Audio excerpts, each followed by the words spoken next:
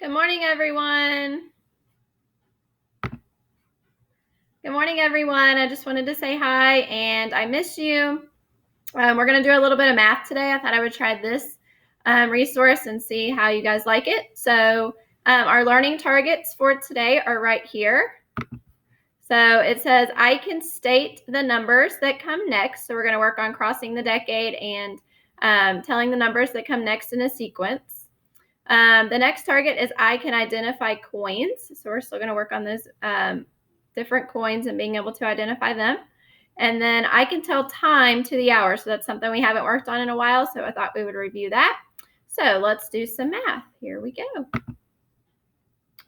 So first we have a number talk, and we have the numbers 37, 38, and then 4 numbers that we need to figure out would come next. So what numbers would come next? You have 37, 38.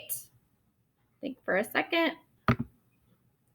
What would come next? So we have 37, and then we have 38 or 39. Then we're going to cross the decade right here into 40, so counting by those tens.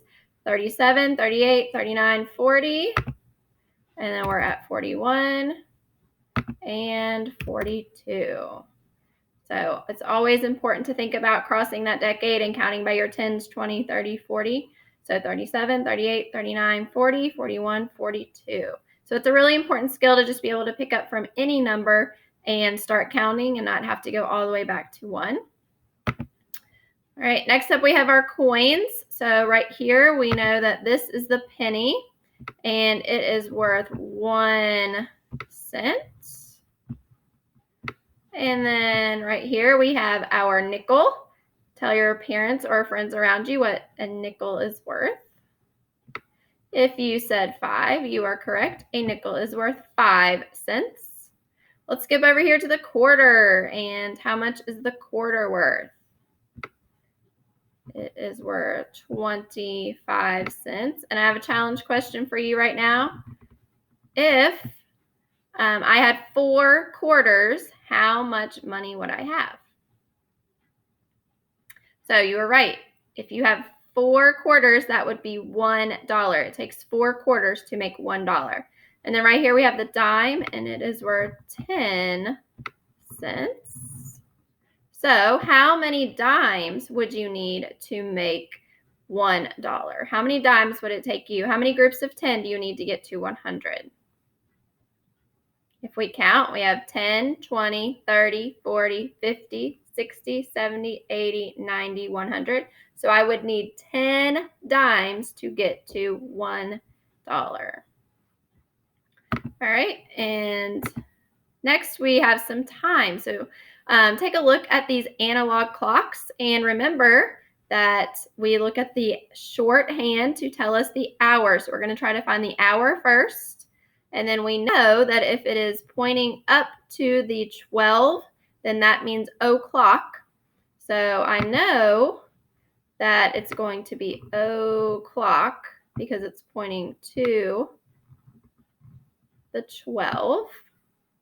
But what hour do each of these clocks say? All right, so let's take a look at this one first. We're looking for that hour hand, which is the shorthand. So right here, and it is pointing to the 1. So this clock right here says 1 o'clock.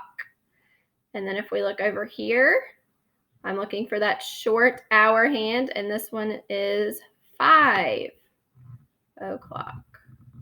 So 1 o'clock, look at that hour hand, and 5 o'clock. I'm sure some of you have analog clocks around your house, so be sure to check those out today. Throughout the day, remember that we count by 5s right here.